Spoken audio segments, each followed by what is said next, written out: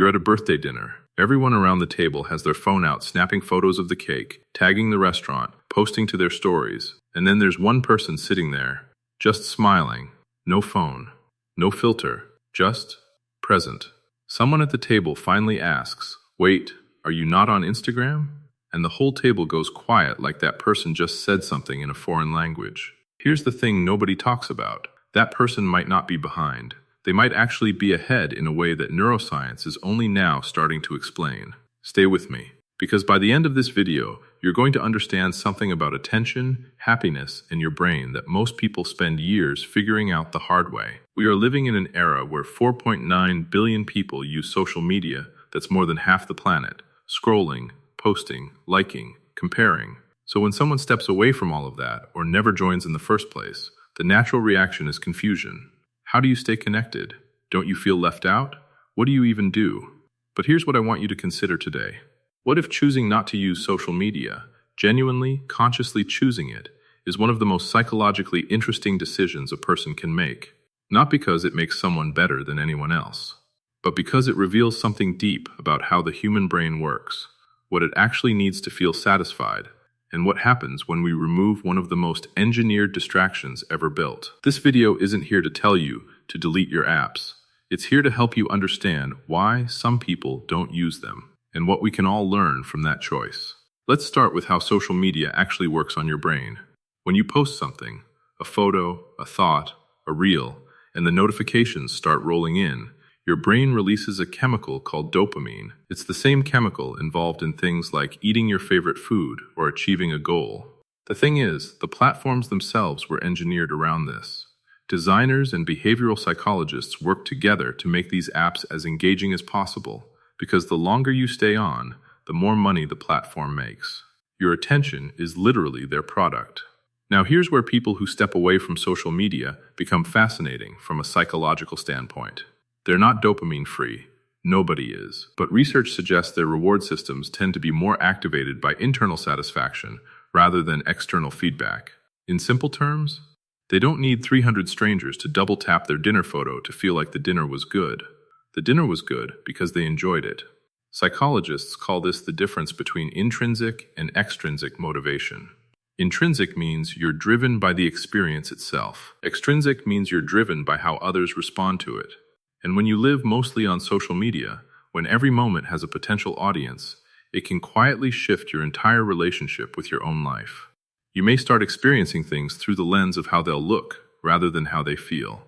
Now let's talk about comparison, because this is where it gets real. Every time you scroll, your brain is running a quiet, automatic calculation.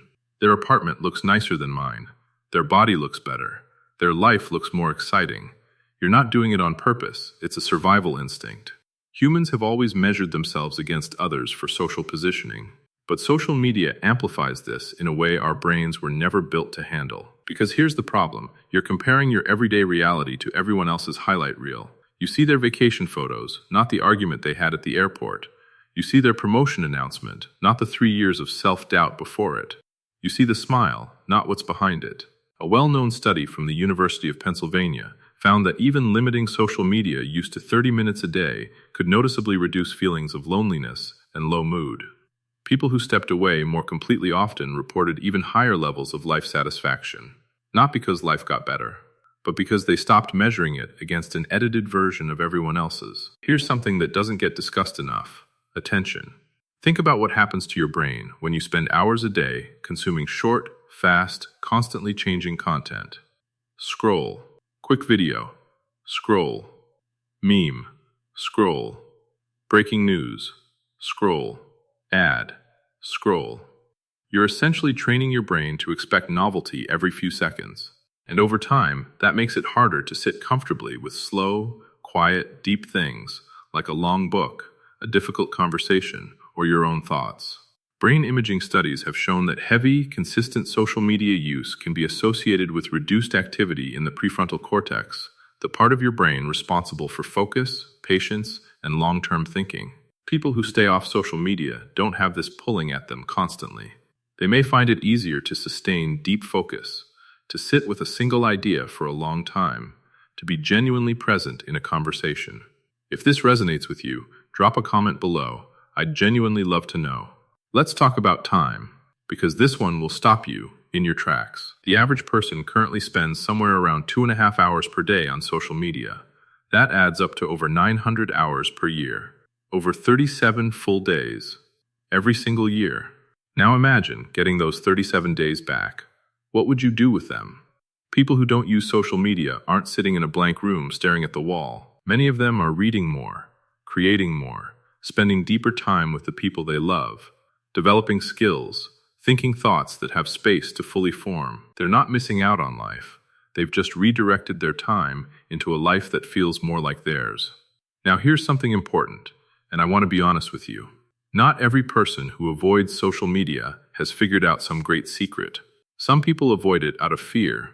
Fear of judgment, fear of being seen, fear of not measuring up. That's not really a free choice. That's avoidance. There's a real difference between, I've thought about it, and this doesn't add value to my life, which is a conscious, empowering decision. I'm scared of what people might think of me, which is fear wearing the costume of a lifestyle choice. The first person is in control. The second person is still being controlled, just by their inner critic instead of an algorithm. So if you're someone who doesn't use social media, here's a question worth sitting with. Is my choice coming from a place of clarity or a place of fear? Because one leads to genuine freedom, the other just trades one trap for another. Let's talk about connection, the thing everyone worries about. But how do you stay in touch with people? Here's what's interesting. People who don't use social media often don't have fewer relationships. They tend to have deeper ones. When you're not spreading your social energy across hundreds of online acquaintances, you invest it more carefully in people who are actually in your life, who you actually call, meet, share real moments with. Not 500 people who liked your photo, 5 people who showed up. There's also a concept in psychology called continuous partial attention, the state of being constantly half present. One eye on the room, one eye on your screen, waiting for the buzz, the ping, the red dot. When you remove that pull entirely, something shifts. You become more fully wherever you are. When someone who doesn't use social media is with you, they're actually with you. And finally, let's talk about creativity. Artists, writers, musicians, and makers who step away from social media often report something surprising. Their work gets better. Because instead of creating for an algorithm, chasing what gets the most engagement, the most shares, the most approval, they start creating for themselves again. The work stops being a performance and starts being an expression. Social media has quietly turned a lot of people into personal brands without them even realizing it. Not just professionals, regular people, living their regular lives, but always with one eye on how it looks, how it sounds, what story it tells. People who step away from that stop being brands. They go back to just being people, and there's a kind of ease in that, a creative and emotional freedom that's hard to describe until you've felt it. If you know someone who gave up social media and seemed happier for it, share this video with them. It might explain something they felt but couldn't quite put into words. So, what does all of this mean for you? Maybe you use social media and enjoy it. That's genuinely fine. Used consciously, it can be a tool for connection, learning, creativity, and community. But the key word is consciously. The question worth asking yourself, honestly, is this. Am I using this, or is it using me? Am I choosing to be here, or am I here because my brain has been trained to keep coming back? People who don't use social media aren't living in the past. They're not anti-technology. They've just looked at a tool and asked whether it serves them, and answered honestly. And in a world where your attention is being competed for every single second of every single day, that kind of honest, intentional thinking might be one of the most valuable skills you can develop. Your attention is yours. What you do with it shapes your life. That's the whole thing. If this video gave you something to think about, give it a like. It genuinely helps this channel reach more people who might need to hear it. And if you want more videos on psychology, mindset, and understanding how your brain actually works, subscribe. There's a lot more coming. I'll see you in the next one.